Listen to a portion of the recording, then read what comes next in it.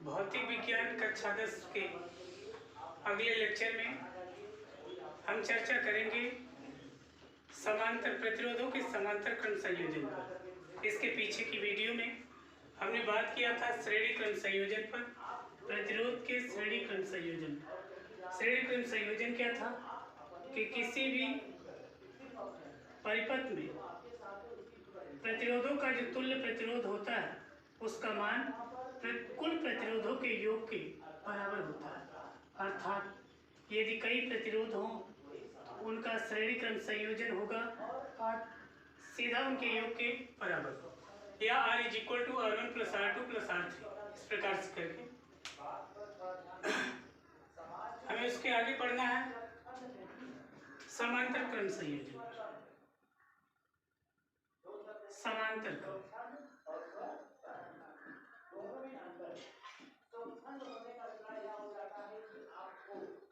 जैसे समांतर क्रम का मतलब है कि जैसे रेखाएं समांतर होती वैसे प्रतिरोध एक दूसरे के समांतर लगे होते। जैसे इस चित्र में देखेंगे, यहाँ से इस प्रकार से एक प्रतिरोध यहाँ पे लग जाए, दूसरा प्रतिरोध यहाँ लगा दिया जाए, तीसरा प्रतिरोध इससे आगे लगा दे। इस प्रकार का संयोजन समांतर क्रम संयोजन। इसको बैटरी और कुंजी से जोड़ें। इस प्रकार से मान ले पहला प्रतिरोध R1 हो, दूसरा R2 हो, तीसरा R3 हो। 3 प्रतिरोध लिए जाएं जिनमें सब एक दूसरे के समांतर क्रम में, समांतर का मतलब समान अंतर पर, ये एक के ऊपर दूसरा हो, दूसरे के ऊपर तीसरा हो, इस प्रकार का संयोजन समांतर क्रम। इसे 20 वोल्ट की बैटरी से जोड़ा जाए तो इसमें I एम्पीयर की धारा प्रवाहित होती पूरे तार में। लेकिन धारा तार अलग होने के कारण, तार यहाँ एक अलग है, दूसरा अलग है, तीसरे प्रतिरोध के लिए अलग है, तो तार अलग होने के कारण धारा का मान बदल जाता है। इसलिए पहले में I1, दूसरे में I2, तीसरे में I3 एम्पीयर की धाराएं प्रवाहित होंगी। लेकिन कुल धारा कितनी आ रही? I। वही धारा I1, I2, I3 क्रमशः तीनों तार में प्रवाहित होती है। तो हमें समांतर क्रम संयोजन में लिखेंगे कि जब प्रतिरोधों को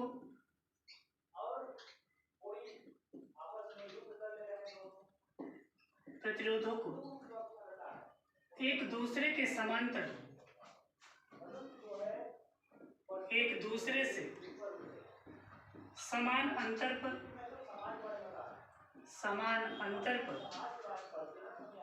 ऊपर नीचे जोड़ा जाए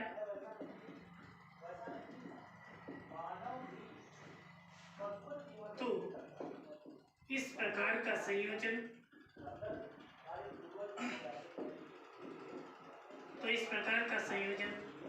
समांतर क्रम संयोजन होगा।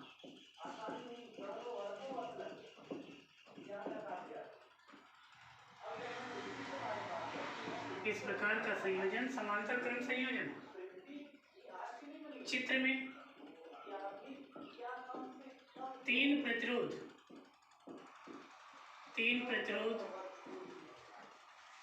R1, R2,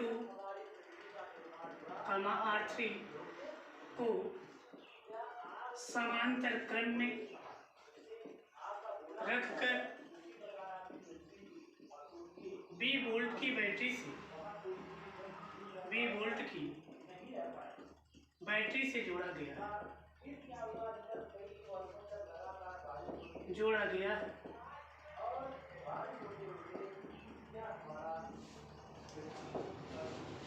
प्रत्येक प्रतिरोध में, प्रत्येक तार में धारा का मान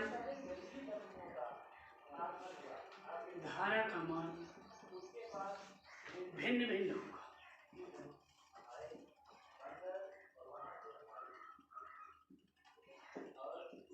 चाहे प्रत्येक तार में यह चेक है प्रत्येक प्रतिरोध में।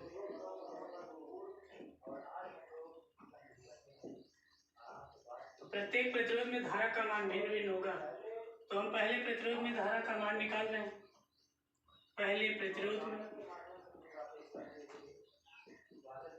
प्रतिरोध R1 में धारा,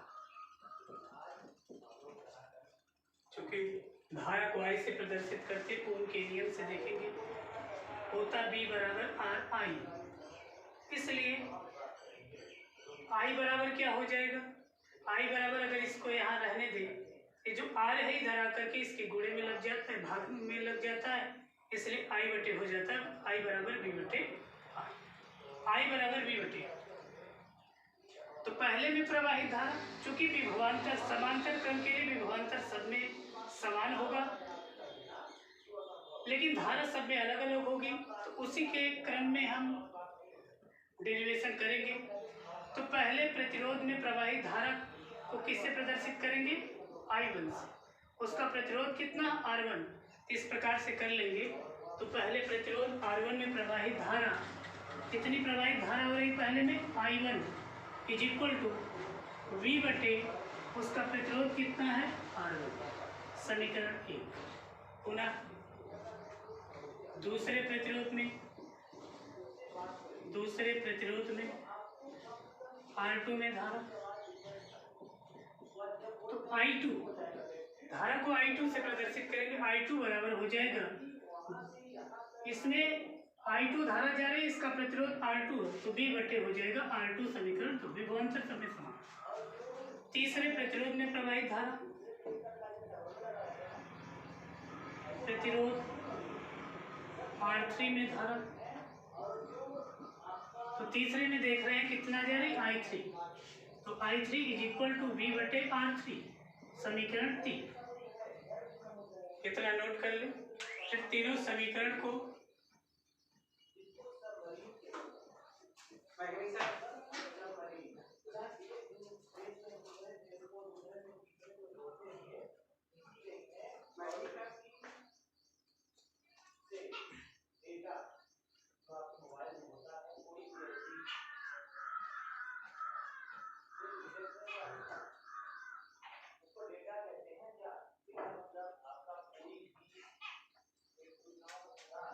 अब लिखेंगे समीकरण 1, 2 व 3 से। समीकरण 1 और 2 और 3 से क्या हो जाएगा? चूंकि I बराबर है, क्या I बराबर है I ही जो धारा है वह I1, I2, I3 में क्रमशः बदल रही है।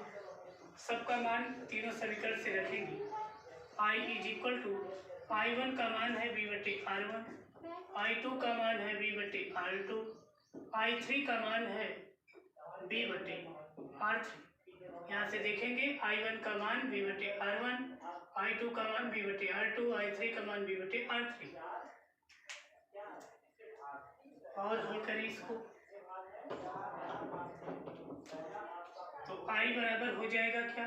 V यहाँ से कॉमन ले सकते हैं, तो ऊपर 1 बचेगा, 1 बटे R1 प्लस 1 बटे R2 प्लस 1 बटे R3। क्योंकि हमें पता है कि यहाँ में अगर हम इस तरह से कर लें, चूंकि V बराबर होता RI, तो यहाँ देखेंगे कि R बराबर क्या होगा? R बराबर हो जाएगा V बटे, यानी R का मान है V बटे I। अब अगर इसको थोड़ी सा और परिवर्तित करें, इसको ऊपर कर दें, उसको नीचे कर दें, तो I बटे V बराबर क्या हो जाएगा? 1 बटे R।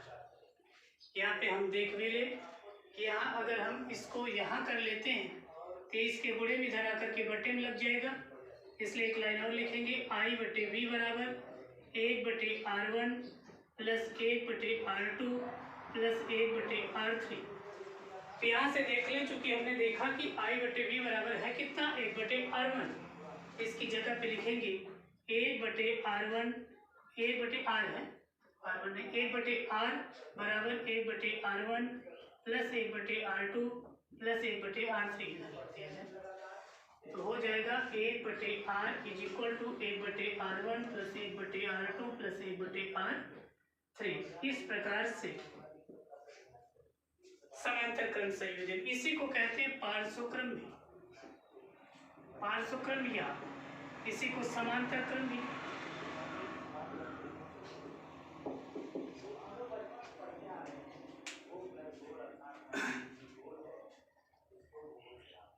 तो समांतर क्रम संयोजन का जो तुल्य प्रतिरोध होता है, तुल्य प्रतिरोध का व्युत्क्रम उनके प्रतिरोधों के व्युत्क्रम के योग के बराबर होता है। समांतर क्रम में प्रतिरोधों का तुल्य प्रतिरोध, उसके तुल्य प्रतिरोध, ये कहें कि तुल्य प्रतिरोध का योग, तुल्य प्रतिरोध के व्युत्क्रम का योग अन्य जितने भी प्रतिरोध दिए गए हैं उनके व्युत्क्रम के योग के बराबर होता है। इस प्रकार से है प्रतिरोधों का समांतर या पार्श्वक्रम संयोजन।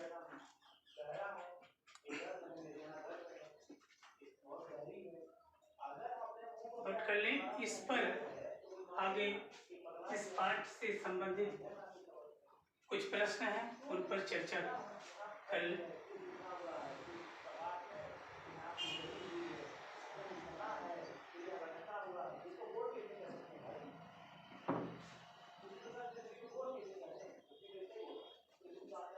जो भी प्रश्न लिखा जाएगा साथ में लिखेंगे।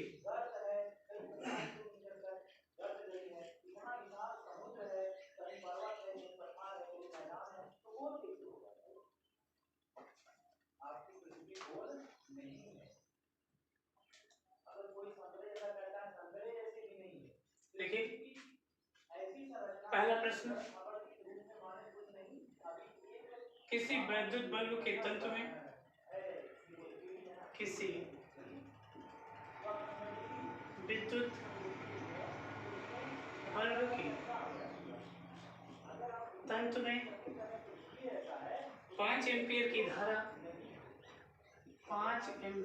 धारा 10 मिनट तक प्रवाहित होती है।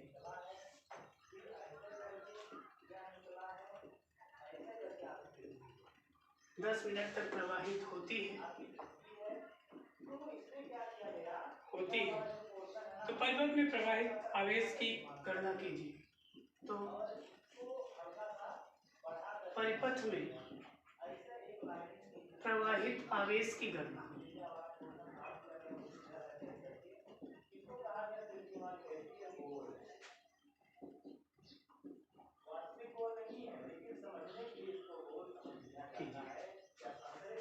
धारा का मान कितना है, धारा को आई से प्रदर्शित करते हैं 5 एम्पीयर।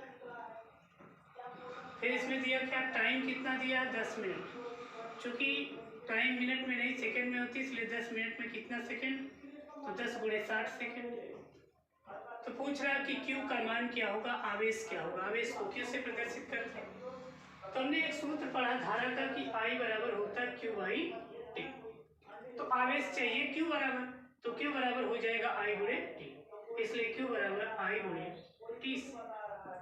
तो Q is equal to I का मान है 5 × टाइम है 10 × 60, 6 2 में 600, 6 5 30, 30 हो गया, आगे 2 जीरो और लग जाएगा, 3000 कूलम आवेश का मात्रा कूलम। इसलिए कितना आवेश प्रवाहित होगा, 3000 कूलम। पहला प्रश्न है, नोट कर लें।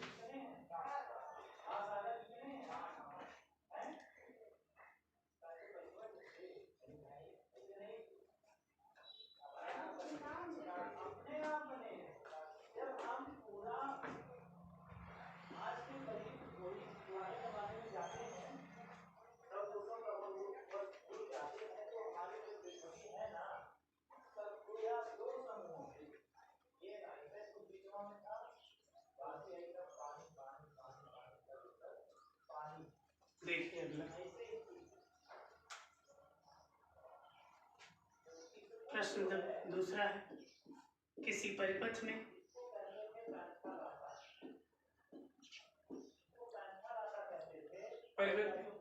प्रति मिनट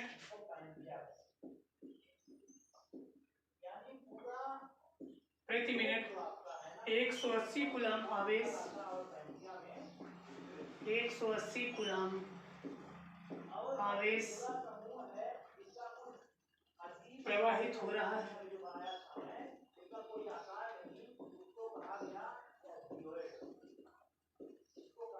प्रवाहित हो रहा है।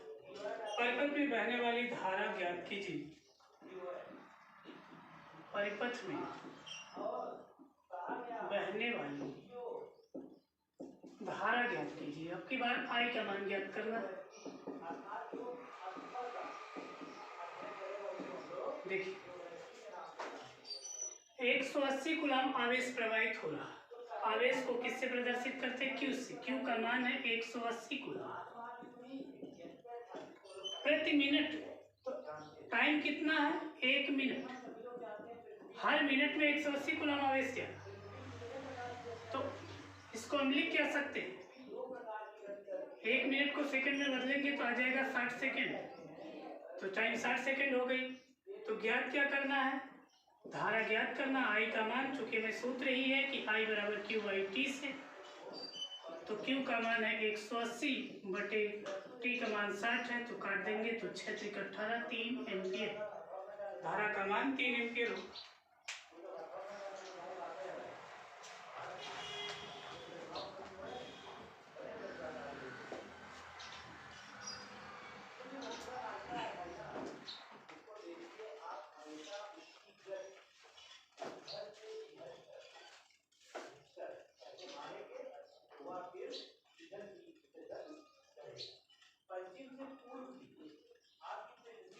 साथ में प्रश्न नोट करें तो आसानी से इसको लगा लेंगे। अगला देखिए, एक चालक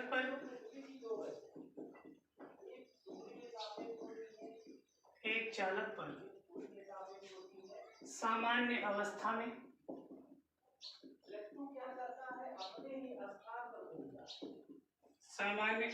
में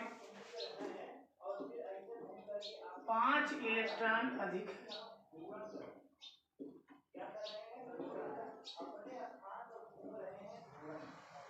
एक चालक पर सामान्य अवस्था में 5 इलेक्ट्रॉन अधिक है। चालक पर आवेश की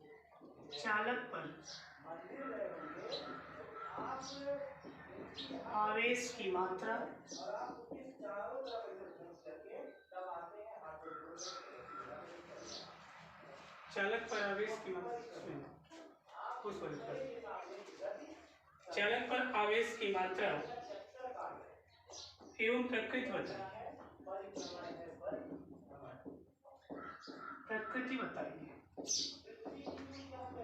जबकि दिया क्या है? E का मान है 1.6 × 10⁻⁻19 कूलम।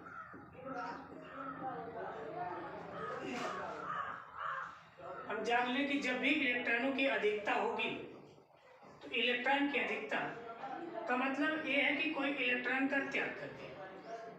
तो इलेक्ट्रॉन का जब कोई पदार्थ, जैसे मान लें सोडियम परमाणु क्रमांक 11, तो पहली कक्षा में 2 इलेक्ट्रॉन, दूसरी में 8, तीसरी में 1 इलेक्ट्रॉन।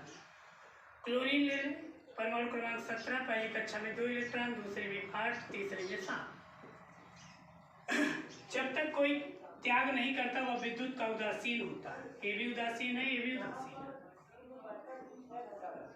पुनः लेकिन जब यह अपना 1 इलेक्ट्रॉन इसको दे दे, क्योंकि प्रत्येक तत्व अपने बाह्य कोश में 8 इलेक्ट्रॉन रखना चाहते हैं, यदि ये 1 इलेक्ट्रॉन इसको दे देगा, इस पर 1 इलेक्ट्रॉन की अधिकता होगी। यानी यहाँ प्रोटॉन और इलेक्ट्रॉन की संख्या बराबर थी। 1 इलेक्ट्रॉन बढ़ गया अर्थात इलेक्ट्रॉन की संख्या बढ़ गई, तो इलेक्ट्रॉन बढ़ने के कारण इस पर कौन सा चार्ज बढ़ जाएगा? ऋणावेशित। चूंकि यहाँ इलेक्ट्रॉन घट गया तो चूंकि पॉजिटिव और निगेटिव दोनों चार्ज बराबर थे, यहाँ निगेटिव की मात्रा कम हो गई, इसलिए यहाँ पॉजिटिव की मात्रा बढ़ जाएगी। तो जब भी कभी इलेक्ट्रॉन अधिक होता है तो हम ये समझ लें कि वह उसकी प्रकृति क्या होगी? ऋणात्मक। और जब भी कभी इलेक्ट्रॉन कम हो तो उसकी प्रकृति धनात्मक। तो प्रकृति के लिए 1 इलेक्ट्रॉन की अधिकता की वजह से कितने इलेक्ट्रॉन अधिक है?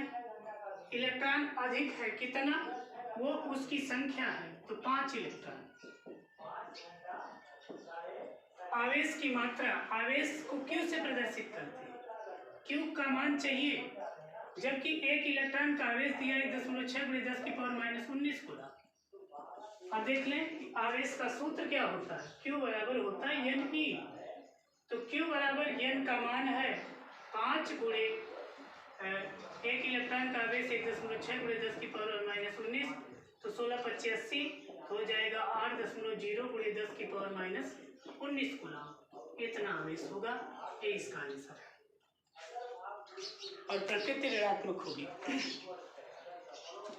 आज के वीडियो में बस इतना ही। आगे के सवाल अगली वीडियो में हल किए जाएंगे।